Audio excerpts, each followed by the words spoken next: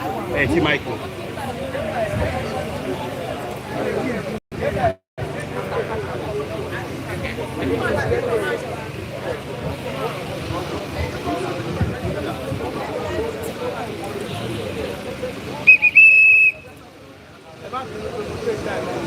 Hello.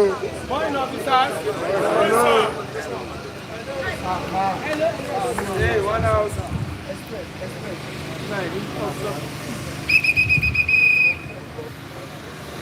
Morning, officers. What we want to discuss is not much. But this class, this present junction that we are now, you cannot have class. It is not possible for you to learn everything under 45 minutes because they have allotted time. 45 here, 45 here. You cannot learn everything under 45 minutes. Show you what. But one thing I can assure is that if we all pay attention, before the end of that 45 minutes, you will see one or two things that will grab. You will gain something. I can assure that. If you can cooperate, please educate us more. Sá ẹ bá fún wa ní space díẹ̀ sódà wàá lè ṣe fídíò tábà tí súnmọ́ alẹ́ láì ṣe fídíò ẹ jọ wọ́n máa gbọ́ wọ́n máa gbọ́ ok we don't need video. Ariwo jẹ́ ẹ̀yẹ bẹ́ẹ̀ ṣé ń wo yẹn tó bá palẹ̀ mọ̀ pé jẹ́ ẹ̀yẹ pariwo tó bá stop jẹ́ ẹ̀yẹ sí ọ̀hún pariwo. Now, in the previous class, we have discussed the fact that we are Lagos State law enforcement agencies. We are not expected to fight. Rather, we are not provided with firearms. Shoyewa. So anything that has to do with fight or firearms, let us ignore that aspect. Because there has always been a different question. Sir, what if I want to call somebody like this? What if I want to use firearms? You are an officer, especially when you are on duty, you are not expected to fight. And as Lagos State law enforcement agency, we are not equipped with firearms. So if you have any distress that has to do with firearms, you are not expected to hear. There is no. Please, no overzealousness, no overambition. See, enforcement don't involve firearms. One rob in there, you are not expected to go there. Are you with me now? Yes. So you now asking me that how do we defend bullets? How do we do this? See, over sir, even the Major General, the Oga Patapata of Nigerian Armed Forces, see over nobody, so there is nowhere, nobody that will tell you there is self-defense against gun. You don't let anybody see you. Imagine the Chinese will power for you. There is no self-defense that can defend against gun. And another point is, if we are discussing about gun, it is outside our jurisdiction. It is outside our curriculum. So let's forget about the aspect of gun. What we have discussed earlier, all this back, in course of you enforcing law, there is always going to be, should I say, disagreement, promotion. And for every disagreement, for every attack, ìkọ̀kọ̀ ló máa ṣẹlẹ̀ kó tó di pé escalate. And if you look at, in most cases, and if you look at it, it always starts with shirt grab, hand grab, belt grab, before it now escalates to other area of violence. But you try like so, drag. It's like I got debate here. Okay, I got the last one pay oh, and then my debate go back. After that one pay, you are under arrest. before it can lead to other actions. And now, starting with hand grab, please, I think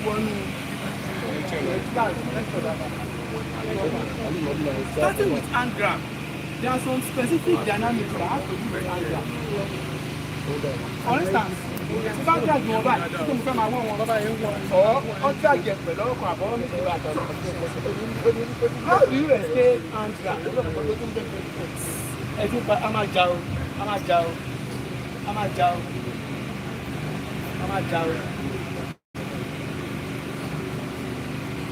When you drag, whether with two hands or single hand, this is batch 4 or 5, 6. Since batch 1, I have told them that anybody that can hold you, see their own head, I have 100,000. But no.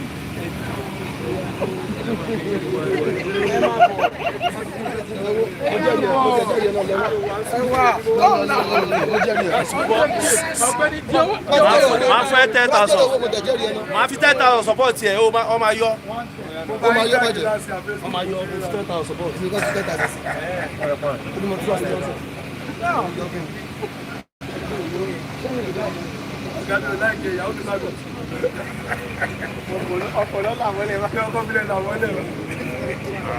But what you don't know,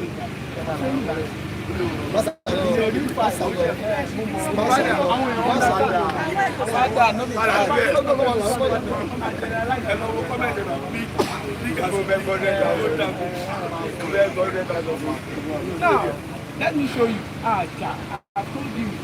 It is not a fight. Now, what we are doing here is escape tactics. Escape. How do you escape violence? What are the things you can do to escape violence? It is of belief that if you can stop violence from the grassroots before it escalates, a lot of violence you see today to be connoted. If it has been properly managed, it will have escalated the way. Èèyàn tẹ̀ lọ́wọ́ mú, wà lọ́wọ́ yẹn yọ the next thing tó máa ṣe ni pé kí gbogbo kó máa dìjà. But bí o ṣe jẹ́ lọ́wọ́ yẹn, you can remove that hand and you excuse yourself from that place. Ìgbà yẹn tension yẹn máa reduce. I make a reference to our last part, àwọn mobile bá ṣe wọ́n ti tán. Doing enforcement, a last part officer only suspect by. That would have been a very good idea. Ọ̀tún ní pé kò mọ technique yẹn ṣe ẹni yẹn yọ ṣẹ́rí tí ẹni yẹn jáde báyìí ó di gòbé ni kò jápa o gbogbo àwọn because that person happen to be the manager wọ́n fẹ́ lọ lẹ sticker mọ bídì yẹn ni wọ́n wá gbà so ibi tí wọ́n yẹn ti just like collective behaviour tí mo sọ ní everybody ṣì ń kàn wọ́n ṣe anything but manager yẹn ló ṣàwọn is very very hot temper ló ṣàwọn attack àwọn last power officer yẹn to the extent pé kò lọ mú èyí tó mú yẹn ó ti ní o ó wá sọ nígbà ó ní kò ń filẹ̀ ṣẹ́ni tó filẹ̀ ní ìbọn tó ní ìyẹn ló yọ ọwọ́ yẹn wọ́n lọ bastard one last power officer ọlọ́run ló yọ ọ̀rọ̀ lápá the video was lè bí ẹ̀ lánàá it was one of the case studies Amando. When somebody owed me, hold it tight. Don't let me do that. Don't allow me. Don't pour my hand. You are bigger than anybody. I am not hitting. We are not hitting. We just want to show ourselves the way it is done. You understand? Just hold me. Don't let it move. Under normal circumstances, when they hold you, the natural reaction is they want to remove your hand. Are you getting what I'm saying? But when you are doing this, don't forget what we are using here is biomechanics. When you are doing like this, you will not remove it, and that person will end up taking you away, especially when it is double hand. He's using the two hands to drag you. Are you getting that? But how to escape this, whether a man or a woman, is very simple. Hold. Don't let it move. I want to remove it again. We are still going to do two hands. But let's start from the base. Are you ready now? I want to remove it.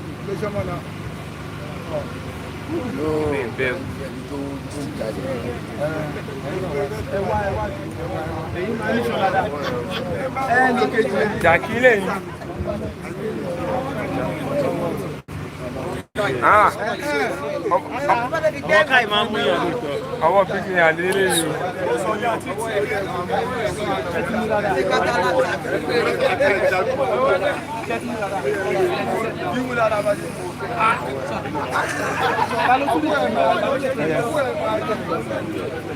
Òsìlọ tó ń lò yẹn kò ṣọ́ọ̀tì lágbára wà mẹ́rin.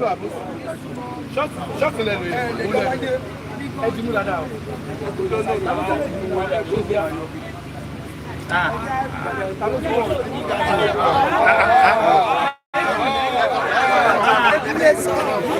Apàṣẹpè.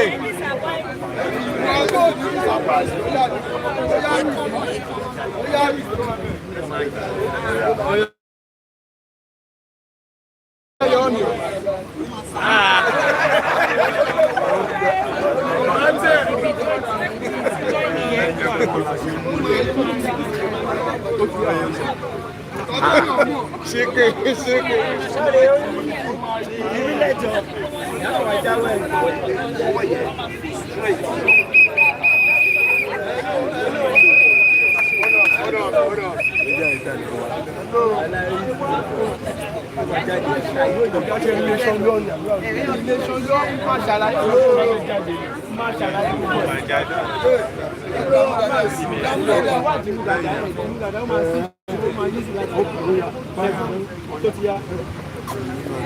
Ibẹ̀ ló máa gbà. Mo ti understand it. Ibẹ̀ yẹn lè máa target. Kò sí òye yí ọwọ́ yẹn. Ibẹ̀ yẹn lè máa target. It is not a rocket science. It is not a rocket science. It is not a rocket science. Anything about you, irrespective of how big or strong or hefty that person is, the way God created us, there is always a good point. There is always a good point. No matter how strong you are, there is always a good point. What we use is, I told you biomechanics. When we say biomechanics, we are talking about how humans are being wired. Wọ́n ṣe construct èèyàn. Ó dàbí tí n bá yí ọrùn mi nìsín, mi ì lè yí ọrùn mi sẹ́yìn náà. It's not possible. When I begin to twist my neck, tó bá ṣe pé ìgbà mama fi gbé yẹn, see that I return it back, àbí bẹ́ẹ̀ náà lọ́wọ́ náà ṣe rí. You see this joint? When somebody holds you, don't try to force it here. Try to force your hand through this joint. This joint is always weaker. It's always weaker, no matter how strong. Just try to bring it, it will come out. But you will be busy. Okay. But under normal natural reaction, you will be like this. That is the normal reaction. When you do like this, you cannot remove it from my way because you are getting it more tighter. What you are supposed to do is, number one is, when you want to use that, make sure you bring your leg forward and bend your hands small like this. Make it bend like this. You cannot remove it when it's straight. It can overpower you. But just try and give it a bend like a 90 degree. You remove. Wow. It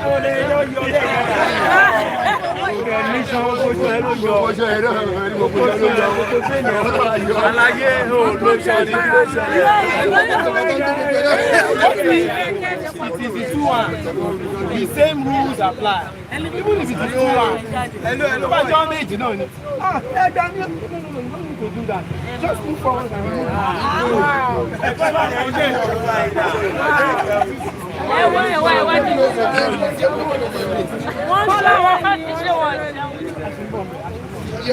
That is a simple way to let go. If you are doing your hand like this,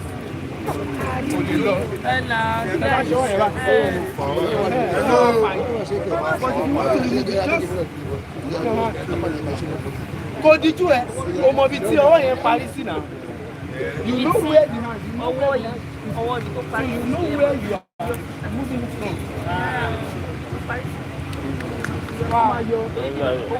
Tẹ́tẹ́ máa dé ní mú lọ. Ó máa yọ. Ṣé mi jẹ́ rọ́bọ̀tì? Ó máa yọ. Ó máa yọ. Agbára ó máa yọ. Ṣé máa ṣe náà nígbà lè ṣe? Kò síbi lè dè náà lọ́wọ́ mú máa yọ.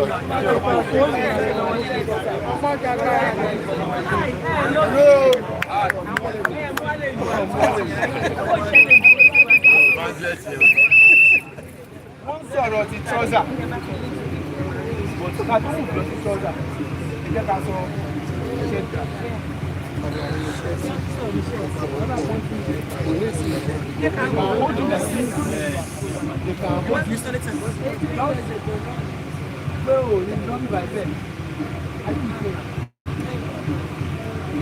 Tí wọ́n bá dìwà mú báyìí. Sometimes when we are giving all these classes, people take it for granted. At a point, some people will say, I have even seen a lot on social media, they will comment, they will say, who will hold you? Who will hold your shirt? Who will hold your shirt? But they forgot that when BDM was fighting with Mr. Jollof inside the place, they hold their shirt in you.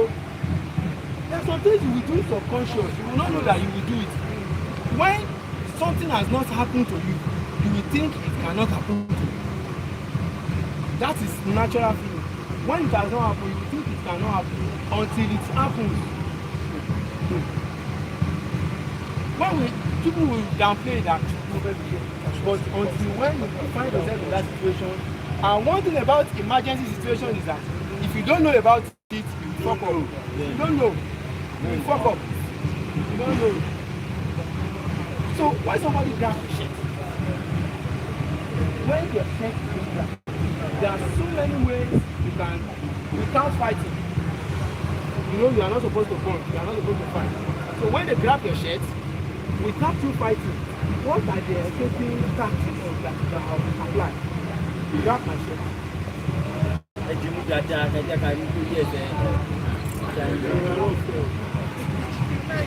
If it is on a public situation, don't allow, under normal circumstances, I will not allow myself to be put in this situation. Yes. Before you come close, I will give you that time. There is what we call margin of safety. But let's assume that for adventure, what are the way out? Immediately somebody holds your cloth, the first thing you have to do is raise your hand like this. Like you are trying to frame his head or you are begging. The reason is because of head wound. I will still make reference to the VGM and Mr. Jollof. You can count number of like 3 head wounds. If that hand is up, it's either he meets his elbow or he uses his hand to frame that head wound. Thank God there are people there who are able to hold him so that tí ó bá fi orí yẹn gbá, tí orí yẹn bá bà, imú ẹ̀ máa já pọ̀ mọ́ inú ẹ̀ because a lot, you understand what I'm trying to say? So you have to first protect your head, put up your guard like this, like try to, the essence of it is in case even if it's not coming with his head, it may be coming with the hand, you can equally use your hand to protect your head. Are you getting that one? That is the first line of defense. The second line of defense is that while you are doing that, make sure that you don't stand rigid. Make sure your leg is like this so that when he's trying to push me back, try to push me front or back, I will have that, see, I will have the base. Even if you push me to the back, I'm still having the base. That is the second line of defense. Now, if you now want to escape, you must talk of your own line of defense before you go for escaping routes. We have a lot of escaping routes. I have done this now. Don't forget, I am not supposed to hit him for punching, but I have to break it. There is a lot of way to do it. I have been saying this. You are not fighting. If he's in this situation, my own intention is to run and leave the place.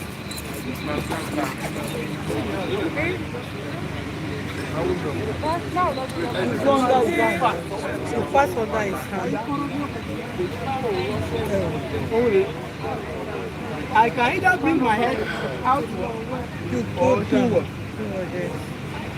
Are you with me?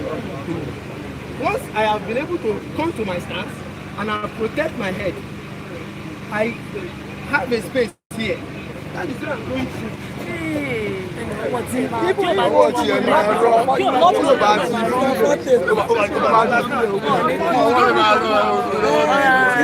Nobody will tell you. You know how to I cannot face PNB for doing that. Yes, yes. Are you getting what we are saying now? Yes. You are not fighting because, sorry, if you stand here, if you don't know what to do in that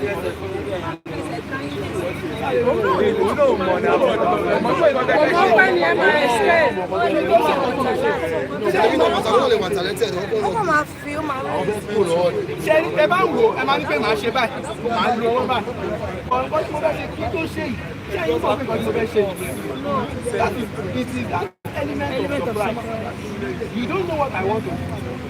It is after I do it, you know, say, I'm coming here, I share you, don't take it. You don't know what I want to do. Yeah. Check.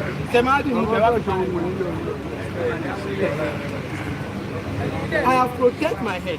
Look at this sequence. I have protected my head with this in case, then the same hand is coming.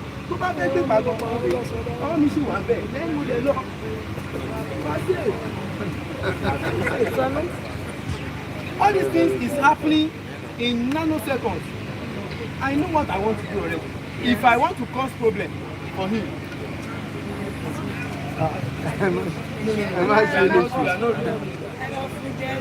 once I have put my guard, I'm doing this slowly. If I put my head this way, come on, come on,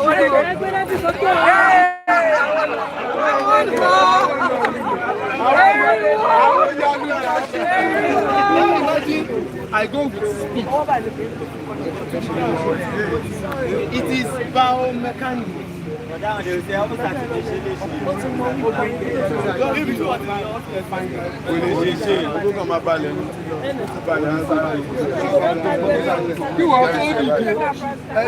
Coming to the background.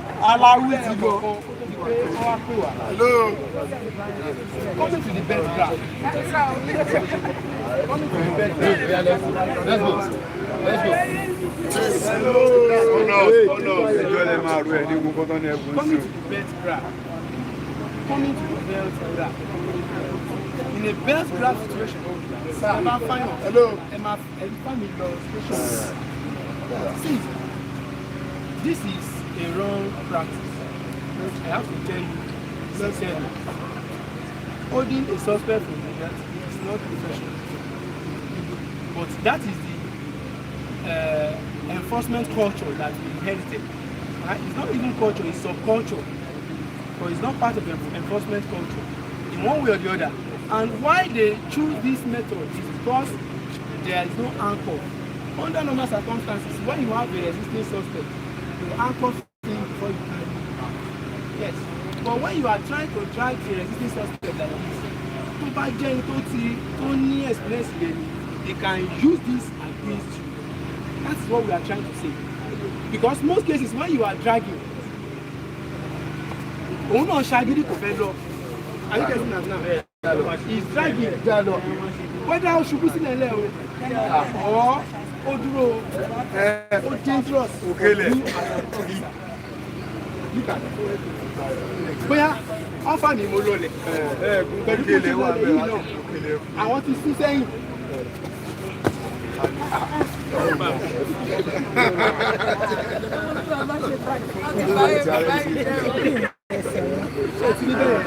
Another one tó tún wà very very dangerous.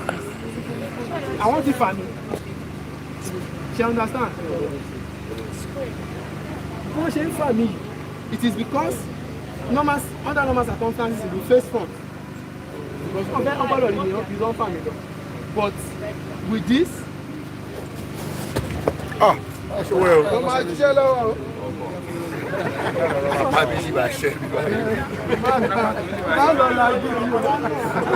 When you want to don't lift space. You need that way. When you want to track, don't lift space. If you lift space, you will use the space.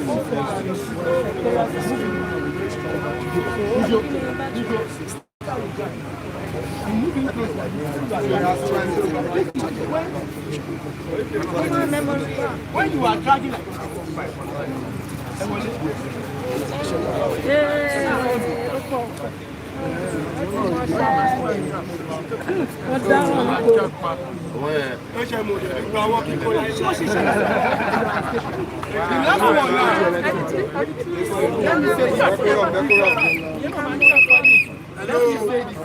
let me say this. When we say self-defense, we are not talking about fighting, but we are talking about self-care. A lot of people are just talking about rifle. Let me just tell you against choke. Peradventure you find yourself against somebody who is trying to choke. Please take note. There are 3 ways you can be choked. You can choke you while standing. You can choke somebody against the wall. You can choke you while on the ground. That is the 3 ways. There are very simple things you can do. Because it's a very, very dangerous situation. If you don't react, in the next 2 to 3, 4 seconds, that person will pass out. But what should you do? Regardless of the height, the power of that person, try to choke me. Let's start to stand. When he's trying to choke, try to see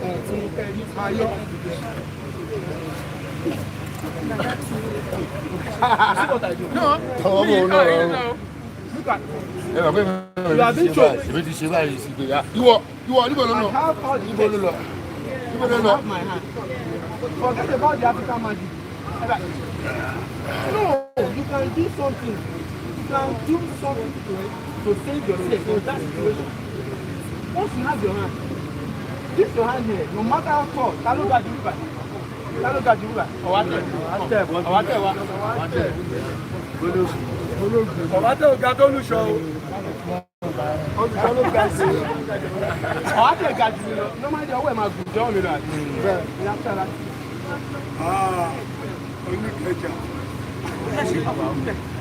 When you stretch your hand,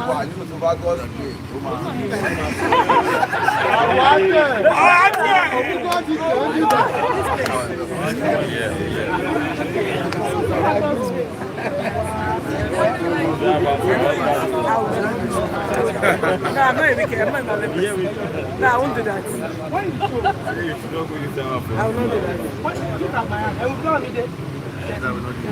So I'm using it at this canal. I'm pressing the canal. People can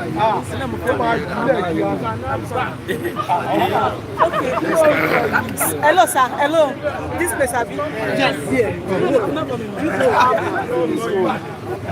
He's trying to choke right out there.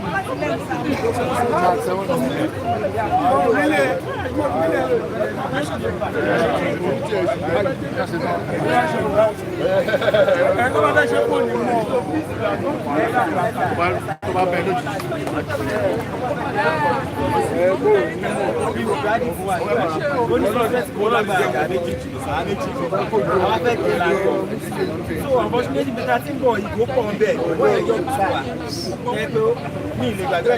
Almost get got stabbed by this guy. But only so after the handcuff, why don't work the same? So unfortunately, but I'm dragging a long with you. Like the fracas. So how will I say this? One man need technical, you know, the design. Then you go what the man do yellow handcuff. Before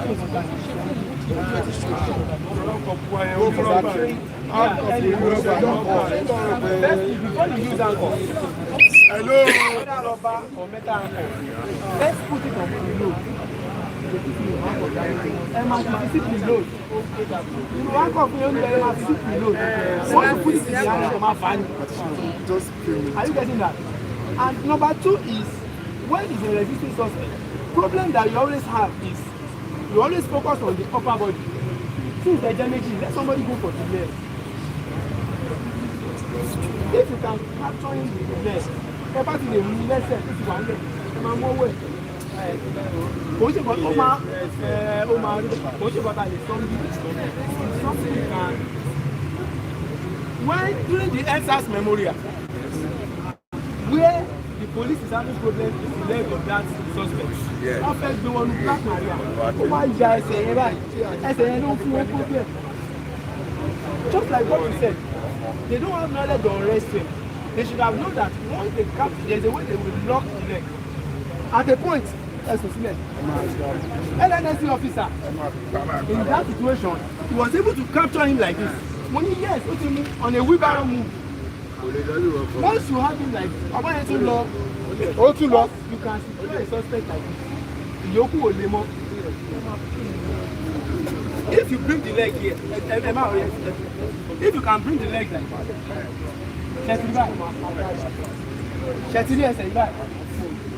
that, fold it back.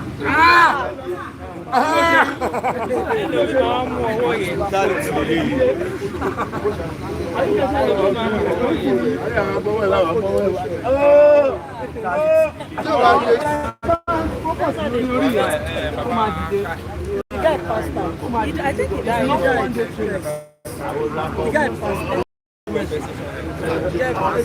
One elderly and then another.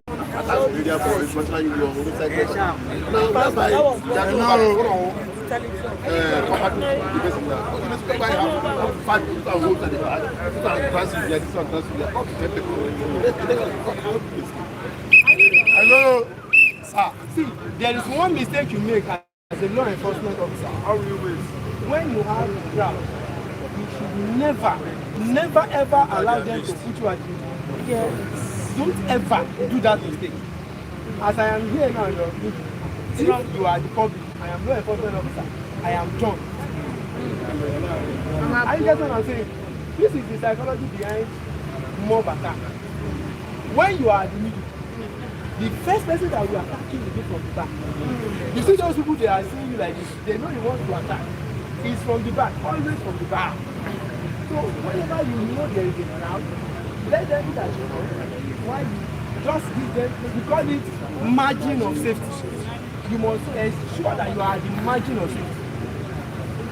So the moment you are at the middle, the only thing you can do is protect your head and find your way out. And another point is when you are at the middle, they cut you at the middle. See, about me and everything one. What you are going to look at, you are going to look at your match. Don't face the person that you know that is too bigger or too tough for you to handle. Look at somebody that is your match that you can easily pick out of the way. Around. Don't ever allow yourself to be buried. Very, very dangerous. That is number one where they can catch you. If you are not at the middle, my brother, you can escape.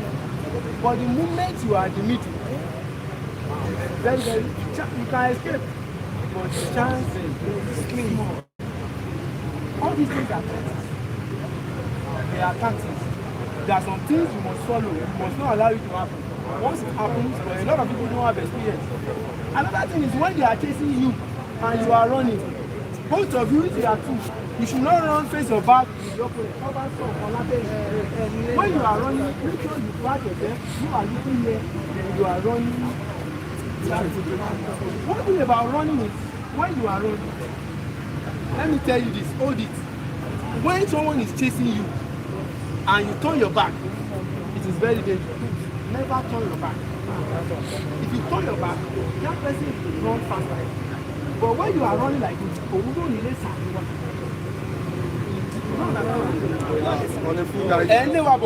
I want to sáré back. Oh, you need to sáré wá. But the moment you turn your running, I want to mass sáré. Speak. I think that's what I'm trying to say. That is situation culture. Wọ́n ní sójà ó léwèrè. Nígbà tó wá léwèrè, ó ti lè dé ó wà padà tó ti padà lọ. Ẹ wá gbé ohun òun lọ́nà ìrìnlẹ́dẹ̀ fún Ó ti kọ̀yìn sí i. òun náà là ń sọ ìpínlẹ̀ náà sọ. Ṣé kóun náà bá Wọ́n pọ̀ jù. When you are in that, don't turn your back. Oh, dangerous. To buy people to turn and see where they are. If you see this thing coming, just when you turn your back, but the making money turn back. the moment you turn your back, even we as a mixed martial artist, when we are fighting, we always make sure we don't give opponent our back. Because the moment if I'm fighting you, give me your back, forget. Don't ever. It is very, very dangerous. Don't ever give your back. Especially when you are enforcing and you are trying to de-escalate. Don't turn your back on them. Make sure that when you are going back to your base, just make sure you face. Because the moment you turn your back, anything can happen. So we are going to the other side. Thank you very much. Thank you.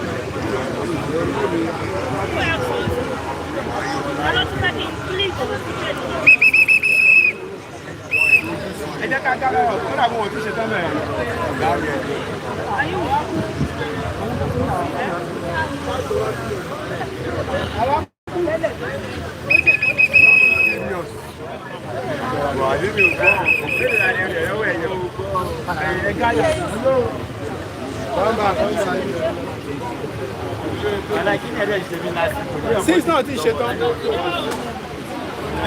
358, 80 lights, 358 contacts. With your gauge rising,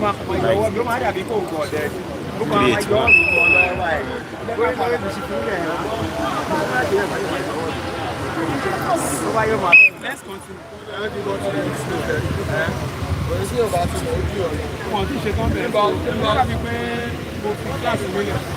Let's continue.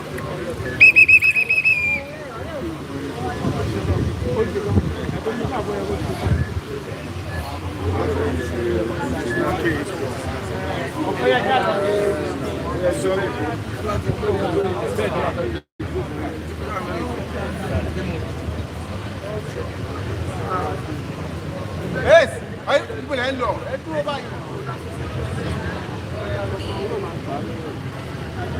Okay, money or for dress or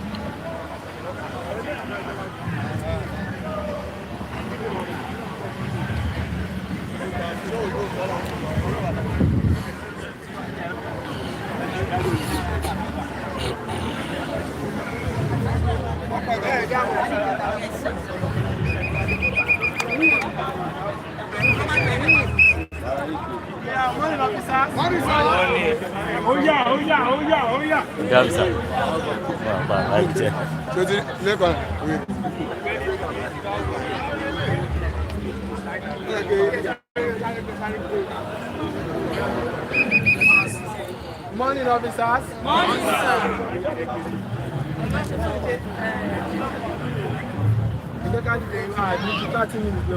Hello. Those of you at the rear, I have come to that to the mat. So I can hear everything. Sorry.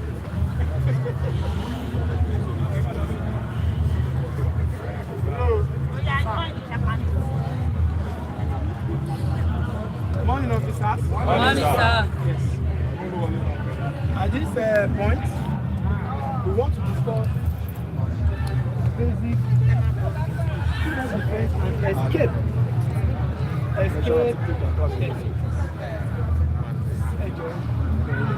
Basic self-defense and escape. And the reason is because as a Lagos State law enforcement agency, we are not yet fully licensed to carry firearms. And despite the fact that we don't carry firearms, there is always a situation whereby one first equals goes. And if it's all right to what the place want to need Kamaja, they said you should not fight because you are a law enforcement officer. And since as a law enforcement officer you cannot fight, and you now come across somebody who is trying to handle you, will you allow that person to now continue to slap, beat, punch, do all sorts of things just because you are an officer? You also have your rights for liberty, right to life, and so it is not good that we should only discuss self-defense and escape techniques. So even self-defense and this escape techniques, we cannot learn it under 40-30 minutes. You can never learn it. So, but what I can assure is that if we all pay attention, at the end of the day, we are going to gain one or two things that we can hold on to in case. So, we need somebody who is very tall and strong. Only man tall enough, but that can hold. We want to start from hold technique. When somebody holds you, shirt grab technique and belt grab technique. Even we talk about chokes. A lot of us here now. Tí wọ́n bá bóyá àárín ọ̀pọ̀ situation ṣẹlẹ̀ wọ́n á di ẹ̀ wọ́n á fún ọlọ́run báyìí. What can you do? Look, ìbọn nìkan kọ́ náà fi ń pààyàn wọn bẹ́ẹ̀ nìkan kọ́ náà fi ń pààyàn. Wọ́n fún yàn lọ́rùn pa o. It happens. So we just want to talk about all these escape techniques that we can just have in our mind. And there is so much question, both physical and online questions, that all these techniques, when real situation comes, when real fight comes, we will forget. Yes, it is because of three reasons we will forget.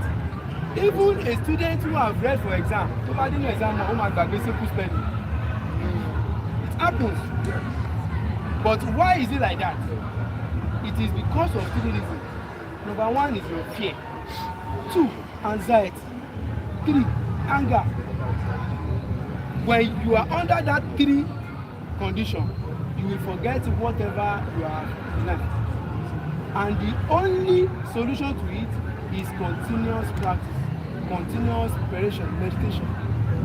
Why some of you here, when you see anything that is sudden, you don't forget to mention Jesus.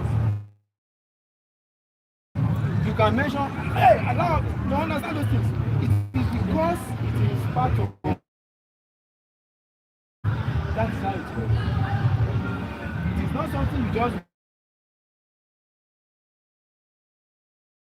Now, Ewa, ọlọ́pàá lẹ́yìn.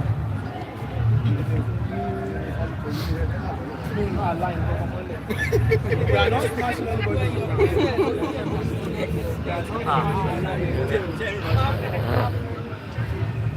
We want to start with hand grab. All these things is what we have been doing, and the more we do it, the more you understand it. Are you getting what I'm saying?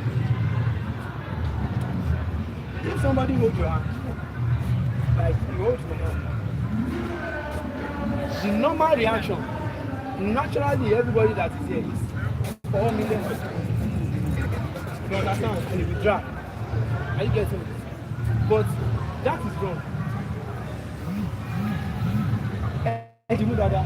If I want to remove my hand, let's start with the one. If I want to remove my hand like this,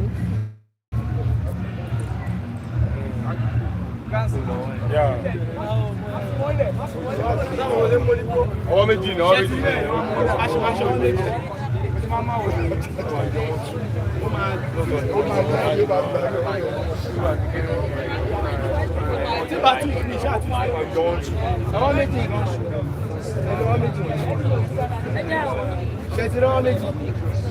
the case of 2 hands like this, in the case of 2 hands, bring your best.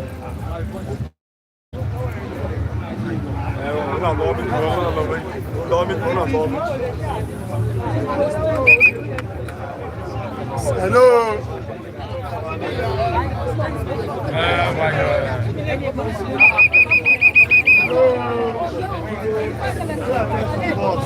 This is not a rocket science. So yeah.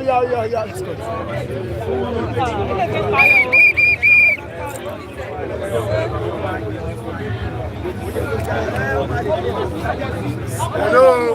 That's then so if I try.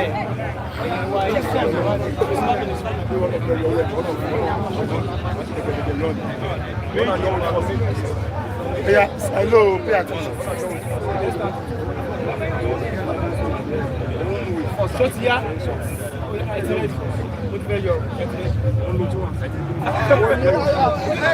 Oh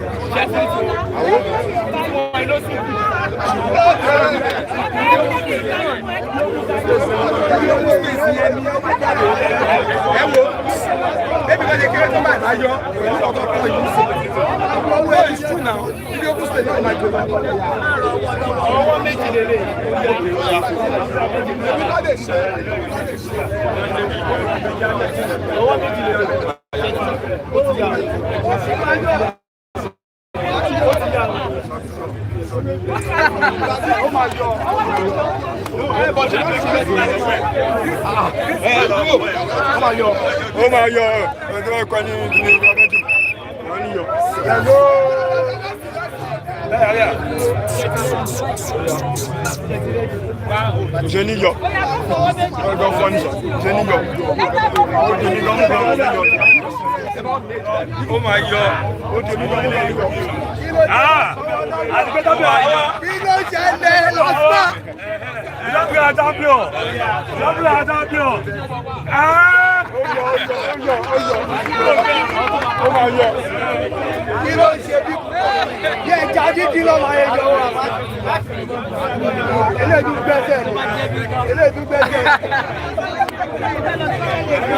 Hello. Stop closer. Hello. Oh my God. Oh my God. Oh my God. Hello.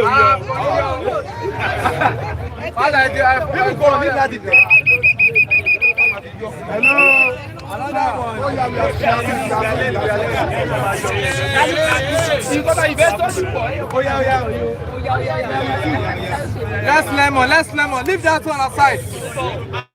Attention, please. It is not a rocket science.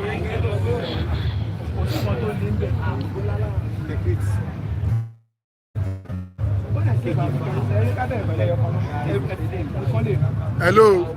Pay attention to what they are doing. It's biomechanics. When we say biomechanics,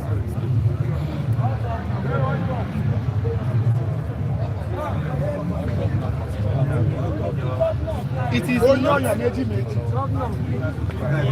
not a rocket science. Gbogbo ẹni tó lọ ń dá ilé ayé yìí, ọkùnrin, ó ga o, ó kúrú o, ó níṣan o, gbogbo wa la ní.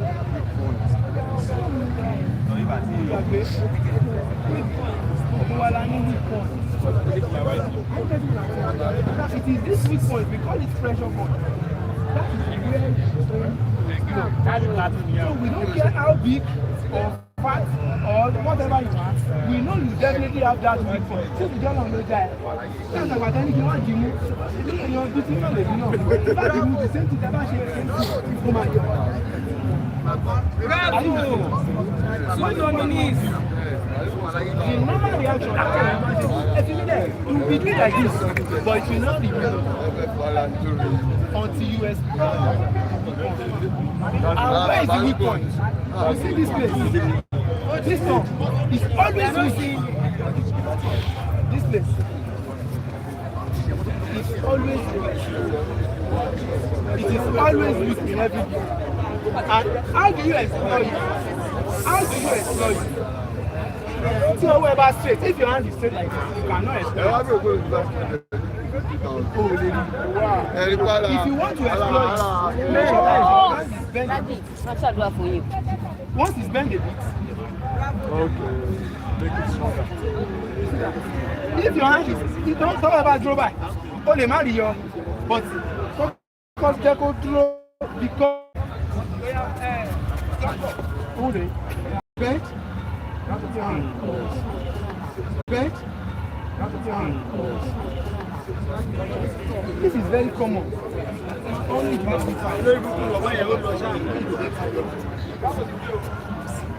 only don't be bad. Move it because if you only don't be no look back or how do you do the same process? Turn your hand, then you use this hand to remove it. But timber draw to back. Timon Sheba.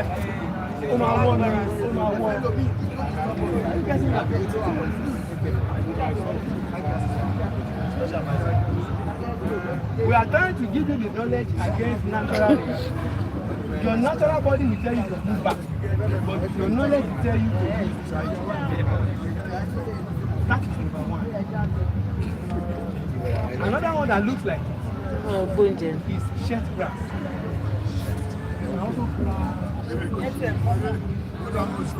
I've seen so many situations when officers, all my when there's a vacancy, are you getting what I'm saying? You will come across a situation where they will lock your shirt and you don't have to fight. You don't have to fight. And you have to escape yourself from that compassion.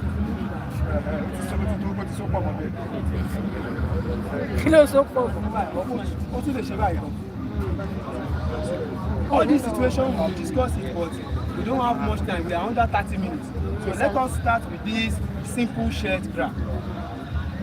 Before any techniques that I will make, I will first determine the kind of thumb, kind of grab. We have 3 types of shirt grab, but the thumbs determine the type. When you grab like this is thumbs up. The thumb is up. But only techniques similar. When you grab like this is parallel thumb. Back.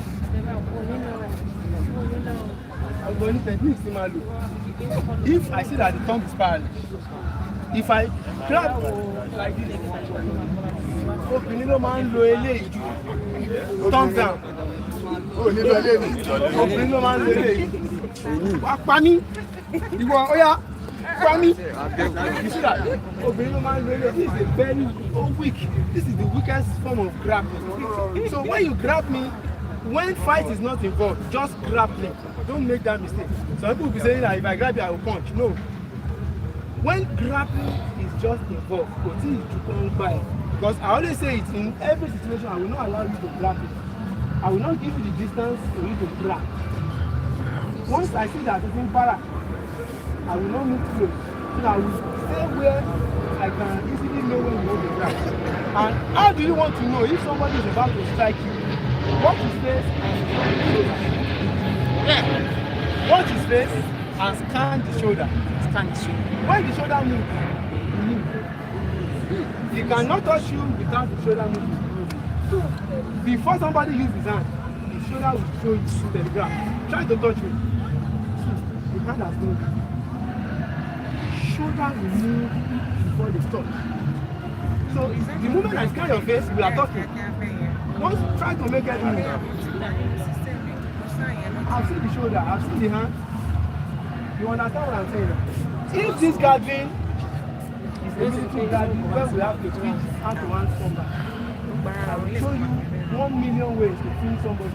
Where to punch, where to do, but you are to not fight and to stay. That is why we are doing the sword. And you have to know the difference between fight and self-defense. In a fight situation, both of you are aware at the danger. But in a self-defense situation, one person is aware and the other one is not aware.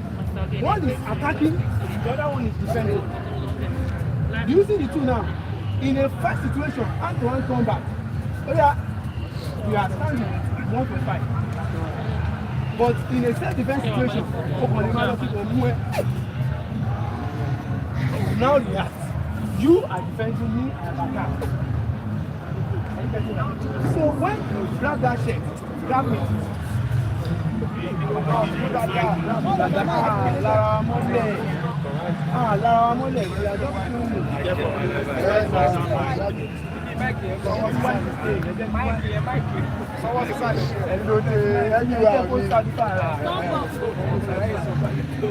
See, the case of VDM versus I want to make that case study. Anytime somebody grabs your shirt, are you getting that? Make sure your hand is open. Just try. If you cannot raise the two hands, hold one and use one like this. Try to hold the hand. Don't put your mind on this grappling hand. It is not important. It cannot cause any damage. This is the hand and the leg and the leg. This hand is useless. In fact, this hand is trapped for your own advantage. When you are trapped, the hand is for your own advantage. Now, why you have to put your hand up like this in case he wants to give you everything? Your hand or your elbow can defend you against that one. So you can easily do like this when you see heavy. Or when he's trying to punch, you can easily block him and save yourself. Are you with me now? That is number one line of defense. Number two is make sure you stand firm because you can use that hand like this to push you. Are you with me? Okay, you too. It can be violent. So when you put your leg like this, don't stand parallel. Let your leg be like this. Try to rough and do it. You see now, let your hand be like this. You see what I'm trying to say? Let your hand be in this way. When your hand is in this way, in case you want to come like this, like very fast, you can use your hand to block. Only folding your elbow. And when he's trying to punch, you can use this. But if he is punching, and you block, you can easily come in like this. You see now?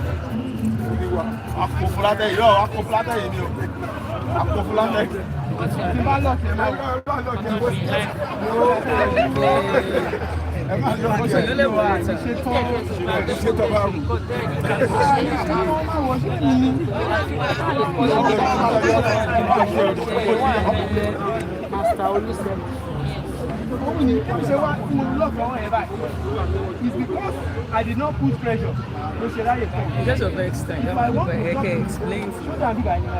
But there's social link. But then, sorry, but then I want to more watch.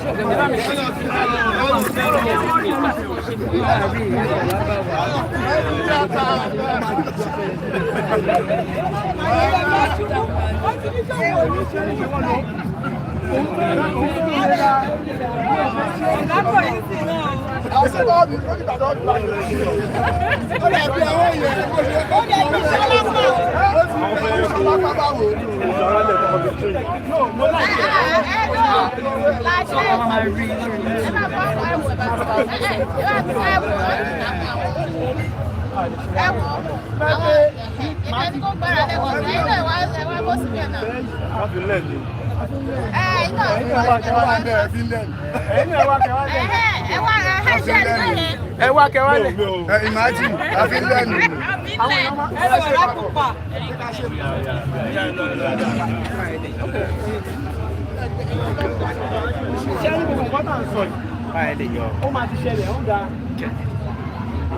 90 seconds. Ìjọba bẹ́ẹ̀ ṣe àṣìṣe ẹni tó máa ṣubú ẹni tó máa sáré lọ sí sáà.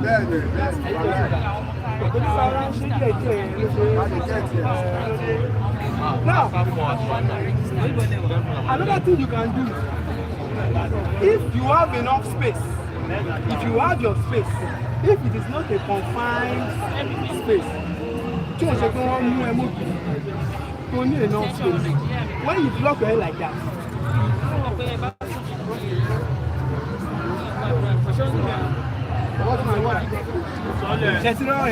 ó ti kọ́ bíbí dágbọ́n ní ìṣòro ó ti twist bẹ́ẹ̀ mi ó ti twist ẹ̀ náà. ẹ sọlẹ̀ ẹ sọlẹ̀. wọ́n ti di mú báyìí ṣe understand ẹ mọ̀ nọ́mà ó máa jẹ́ wípé èmi máa I will stand like this and protect my head. Anybody at home, I will come in like this.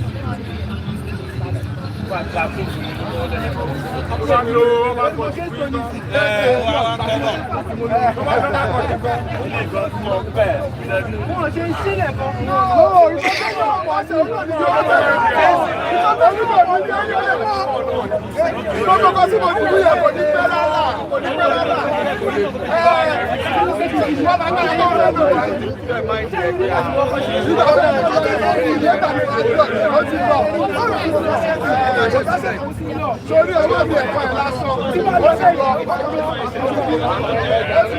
báyìí lẹ́yìn bá wọ́n lè kásẹ̀ ẹ̀yìn lẹ́fà bẹ́ẹ̀ wọ́n lè rí ẹjọ́ ẹ má yà wọ́n lásán kò lè yá ó ti pẹ́ torí ní kéèsì ẹ máa fi ọwọ́ yẹn pọ̀ tó bá pọ̀ mo ti pẹ́ torí nígbà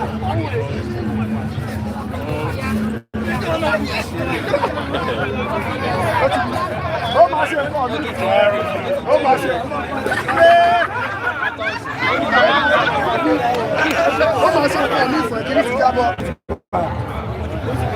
ó máa ti yọ gíláàsì yọ gíláàsì. káàkó ṣe sí èyí. máa mú dání. ó kọ̀ máa bí ilẹ̀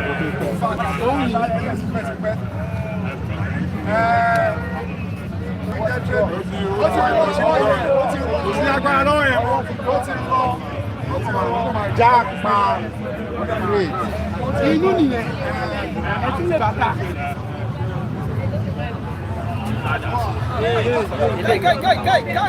ilé ìgan ló wọ́n sí. ó bá jẹ́ ọwọ́ ni ó bá ti jẹ́ ọwọ́ rẹ̀ máa lọ ní. orí bó ti rọ́ọ̀lẹ̀ ìrìnà tí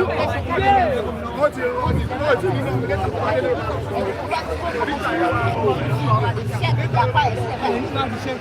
àbí wá di ẹsẹ̀. Safety tí ní ẹ bá ti ṣẹ́ẹ̀kẹ̀ wọ́n ti ní pẹ̀jà ẹnu ẹ̀yìn fẹ́ escape to that. With this, nobody can tell me. Like fight, I hurt him or her. What is possible?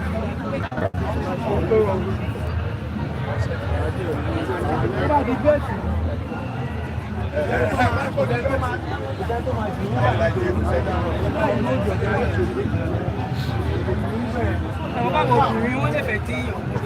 O lè dùn Wọ́n lè bẹ́ẹ̀ jà kọ́ tí ẹ̀ mú lé fún mi. tó bá ti gbé àwọn tó ti bá gbá lẹ́kọ̀ọ́ pàápàá ọ̀rọ̀. Nílẹ̀ báyìí máa gbé fún lọ́kọ́rọ́ pọ̀. Máa gbé fún ọ́pọ̀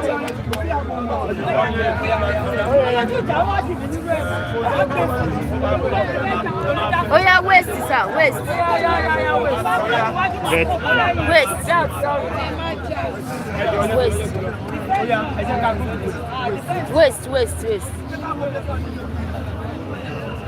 I show them on waist. Somebody really waist. To one guy, ọlọ́pàá ní ẹ.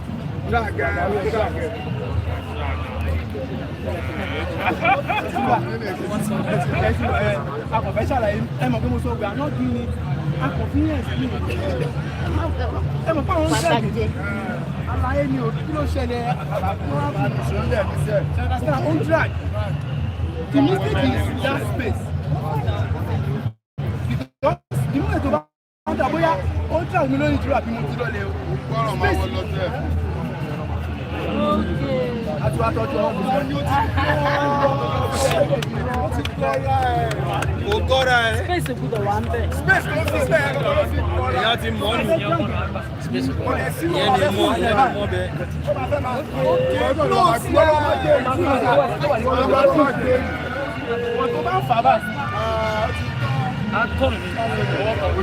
Before we go.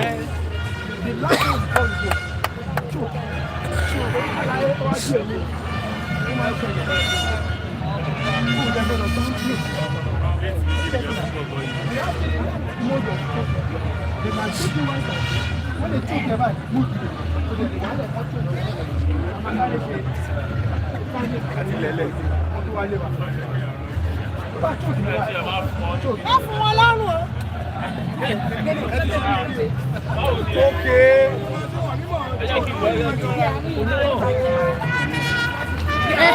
Mo fi sílẹ̀. Pẹ́tọ́ mi.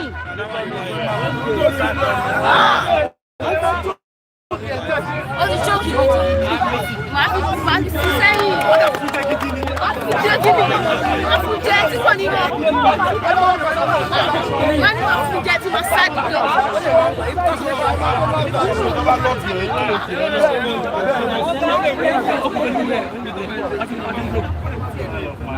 Tí èèyàn bá kò sí ẹ̀hún náà ẹ̀ pa lọ́wọ́ ìdílé. Gbogbo pa mí fọ́.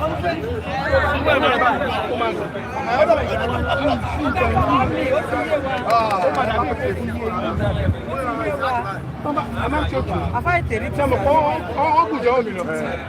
Tí bá ń ná omi báyìí.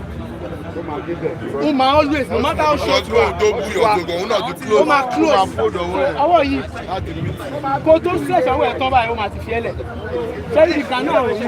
And sharp action then sharp action ní ìlú àyè. Sharp action. Yes. Sharp action ní. That is where you are.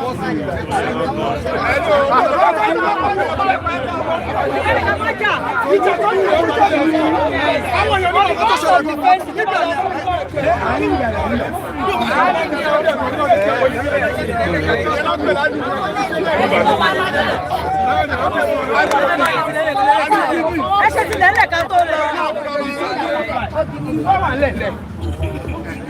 It can be a mount. One mount be like. You can do the same thing.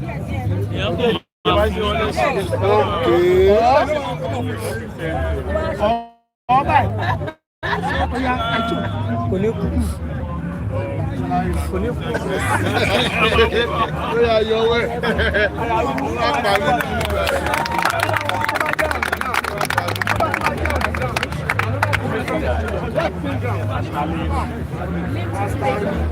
Àtàlẹ́ wọlé.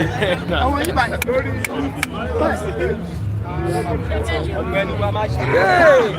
Ó máa jẹ́ bọ́. Ẹ máa ń pa kẹ̀kọ́. Ó máa ń tẹ́lẹ̀ máa ń gbálẹ̀ bẹ́ẹ̀. Gbogbo mú ẹ̀mí máa ti gbà. Ọwọ́ méjì. Ìyẹ́ bù yẹn.